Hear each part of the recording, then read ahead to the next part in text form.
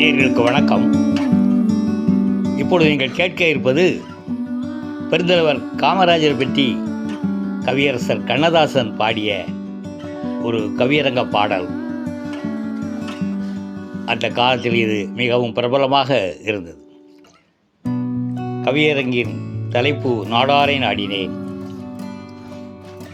கைமேற் கழிவடைத்து கருணை மழை பொழிந்து மைவார் குடற்கண்ணி மனமோர் கவி குதித்து நெய்வாசமாக நிறைந்த சபை மணக்க செய்வாயே என்னை சீராட்டும் செந்தமிழே, வைவாரை வாழ்த்தும் மகளிர் உலவிளக்கே, ஒல்கா பெரும்புகளை உன்னால் யான் பெற்று வர நல்காய் வரம் உனக்கு நல்ல மகன் வணக்கம். வானந்தவரிடினும் வாய்த்த குலமகளிர் மானந்தவரிடினும் வள்ளர் குலத்தோரின் தானந்தவரிடினும் தமிழ் படித்த ஆசிரியர் ஞானந்தவரிடினும் நாள் தவறாமல் தமிழை தேனந்து வாரி திகட்டாது அளித்து வரும் ஆனந்த வாரி ஐயன் திருமுருகன், வேலை வழங்குவதே வேலை என கொண்டுவிட்ட சோலை இளங்காற்றே, சொல்லுக்கு சொல் சுவையை மாலை என தொடுக்கும் வண்ண தமிழ்கடலே, மக்கள் தலைவன் மனம்பாடு திருச்சபையில் தக்க தருணத்தை தலைமை கொள்ள வந்தவனே, வாரியார் வந்தாலும் மலர்ந்த முகங்காட்டி நேரியா எந்த நெஞ்சில் அருள் வணக்கம். தக்கன் புரிந்த தவம்போல் தாயகத்து மக்கள் கோலம் வாழ மாத்தவமே உரிகின்ற கக்கன் எனும் எங்கள் கருணை திருமுகமே, சிக்கல் அறியாத தெளிந்த மனத்தவனே, தொலங்கும் திருச்சபையை தோக்கும் மனத்தினையால் வணங்குவேன் ஐயா வாழ்க மலர்ந்த முகம். பாடும் பறவைகளே வசியார வந்தவரே, ஆடர் கணிகேர்தம் அன்னக்கார் சலம்பொலியை நாடும் கலைஞர்களில் நானும் ஒருவனென பாடும் பொருளை படைத்தார் வடித்தபடி மேடையிட்டேன் அவ்விதமே மேவும் சமதரும பாடலை யான்பாட பரம்பொருளை வேண்டுகிறேன். அன்றொரு நாள் சீதை அசோக பெருவனத்தே நின்றது போல் நானும் நின்றேன் ஒருவனத்தே, தென்றல் தவழ்ந்து வந்து தேன்மலரில் மோதி சென்று திரும்பி எந்த தேகத்தை தழுவி நன்றி எதிர் வாராமல் நடந்ததனை கண்டிருந்தேன். பூக்களிலே தேனை போயெடுக்கும் பலகோடி ஈக்களிலே எந்த தலைவன் எண்ணத்தை பார்த்திருந்தேன். ஏறுமிடம் ஏறாது இறங்குமிடம் நோக்கி வரும் ஆறு பிறர்க்கென்றே அலைவதனை கண்டிருந்தேன். தான் பழுத்த மாங்கனியே தனக்கென்றே கொள்ளாது மானிடர் காக்கும் மாமரத்தை பார்த்து நின்றேன். வேகும் அடுப்பு நின்று விளைந்து வரும் புகை போல மேகம் பெருகி வந்து வேகாத குடிசைகளை பார்த்தெழுத கண்ணீரே மல்கும் மழைத்துளியை வீழ்வதனை பார்த்து வியப்பில் கவிழ்ந்திருந்தேன். இறை தேடும் வேளையிலும் எல்லாம் தமக்கென்று சேர்த்து பதுக்காமல் தினக்கடமை முடிக்கின்ற குருவிகளை பார்த்து கூறுமொழி கேட்டிருந்தேன்.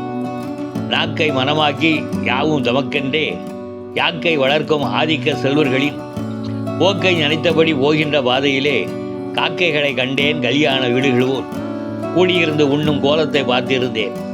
அங்கே சமுதாயம் அத்தனையும் சமதர்மம் பங்கிட்டு வாழ்வதும் பகுத்தூண்டு தேர்வதும் அங்கே யான் கண்டேன். அப்படியே திரும்பி வந்து மானிடரை பார்த்தேன், மாளிகைகள் பல பார்த்தேன், கூனி குறுகி குடிசைகளை வாழ்ந்திருக்கும் பாவிகளை பார்த்தேன். பட்டமர தோல் போல் ஆவி எலும்புக்குள் அடைபட்டு கிடப்பதையும் சாவங்கே வந்து சமதர்மம் கேட்பதையும் கண்டேன். கண்ணீரில் கண்ணை மறைத்து விட்டேன்.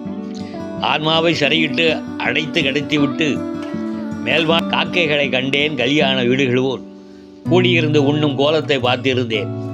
அங்கே சமுதாயம் அத்தனையும் சமதர்மம் பங்கிட்டு வாழ்வதும் பகுத்தூண்டு தேர்வதும் அங்கே யான் கண்டேன். அப்படியே திரும்பி வந்து மானிடரை பார்த்தேன், மாளிகைகள் பல பார்த்தேன், கூனி குறுகி குடிசைகளை வாழ்ந்திருக்கும் பாவிகளை பார்த்தேன். பட்டமர தோல் போல் ஆவி எலும்புக்குள் அடைபட்டு கிடப்பதையும் சாவங்கே வந்து சமதர்மம் கேட்பதையும் கண்டேன். கண்ணீரில் கண்ணை மறைத்து விட்டேன்.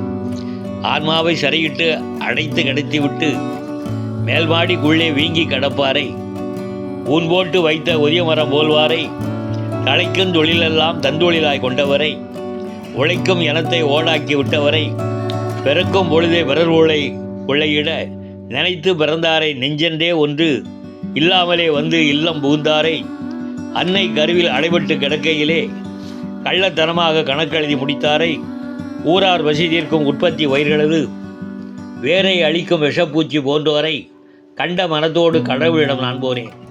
இறைவா, நீதான் இந்த இருவேறு சமுதாயம் படைத்தாயா என கேட்க பரம்பொருளை தேடி நின்றேன். ஆலயத்து வாசலிலே அசையாமல் நின்றிருந்தேன். ஆராய்ச்சி பெருமணியை அசைத்தேன். ஒருவன் வந்து யாரென்றான் பேர் சொன்னேனா? ஆகா, நீ அவன்தானா? கடவுளே திட்டி கவியெழுதி வந்தாயே, அவன்தானே நீ என்றான்.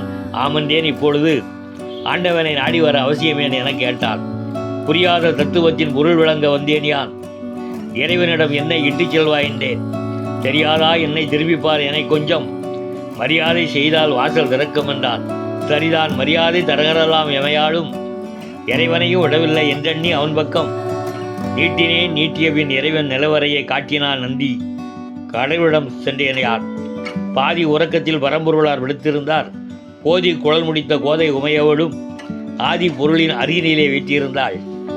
என்கால் அடியோசை இருவரையும் பிரித்து வைக்க தங்கன் திறந்தார் தக்கன் மருமகனார். வந்திருப்பது யார் என்றார், வளரும் தமிழன் என்றேன். மந்திரியா என்றார், மந்திரிக்கு நண்பன் என்றேன். என்ன கதை சொல்லியிருந்தார், இறைவானின் படைப்பினிலே ஏற்றம் இறக்கம் ஏன் பிழைத்தாய் சொல்லின்றேன். கூற்றம் புகுந்த குடிபோல தேவநூகம் மாற்றம் அடைந்ததனை மனத்தாலே யான் அறிந்தேன்.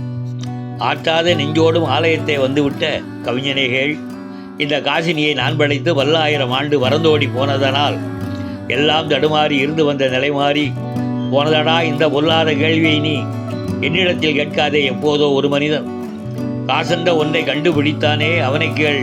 நெஞ்சில் ஆசை வளர்த்தானே, பேராசை கார பித்தன் அவனை கேள். மூலத்தில் நான் வித்து முளைப்பதற்கு நான் பொறுப்பு. முளைப்பதெல்லாம் ஒரு கரமே, அறுப்பதற்கு யார் பொறுப்பு? உடலும் ஜதையும் உயிரமும் எலும்புகளும் எல்லாருக்கும் ஒன்றாய் எடுத்து கொடுத்தேன் யான். வீங்கியது யார் பொறுப்பு? விளைவுக்கா நான் பொறுப்பு என்றான் இறைவன். என்ன பரம்பொருளே, தலையெழுத்து என்றென்றை தலைவன் நீ எழுதியதாய் கூறுவதன் பொருள் என்ன கூறன்றேன் குற்றவனார். ஏறிட்டு பார்த்தார் எழுத்தா நான் எழுதியதா? எழுதினேன் எல்லாம் சமமன்று. எழுதினேன் மாற்றி எழுதியவன் யார் என்றார். நான் கேட்ட கேள்வியே நாயகன் என்னிடம் கேட்டான். மயங்கினேன் தேவா, வழி என்ன? சமுதாயம் சீராக வாழ செய்வதற்கு வழி என்ன? சொல்லின்றேன் தம்பி, சொல்கின்றேன் வா. அங்கே பாண்டிய நாட்டுள்ளே மதுரை பதியிருந்து 16 இருகளில் வட்டி உண்டே அறிவாயா? கருதுவார்க்கெல்லாம் கை கொடுக்கும் நிலை கொண்ட விருதுபட்டி என்றே விளங்கும் அப்பட்டியிலே பிறந்தார் ஒருவர். பிள்ளை குணம் படைத்தார். அவர் சொத்து சோக நாடார், சொந்ததனை நாடார், பொன்னன்று நாடார், பொருள் நாடார், தான் பிறந்த அன்னையையும் நாடார், ஆசைதனை நாடார். நாடொன்றேன் ஆடித்தன் நலமொன்று நாடாத நாடாரை நாடந்தார். நாடினேன் கேள்விக்கு காணாத பதிலையான் கண்டேன். சமுதாயம் ஒன்றே போல் வாழ உருவான திருச்சபையின் தலைவனிடம் சேர்ந்தேன். ஜனநாயகத்தோடு சமதர்மம் பூத்து தழைக்கும் வழி சேர்ந்தேன். புதிராக நின்று போயதெல்லாம் போயொழிய எதிர்காலம் கண்டேன். எந்தலைவன் தத்துவத்தை பாடினேன். வாழ்க பாண்டியனார் நன்னாட்டு, எந்தலைவன் வாழ்க, எல்லாரும் நனி வாழ்க. வணக்கம்.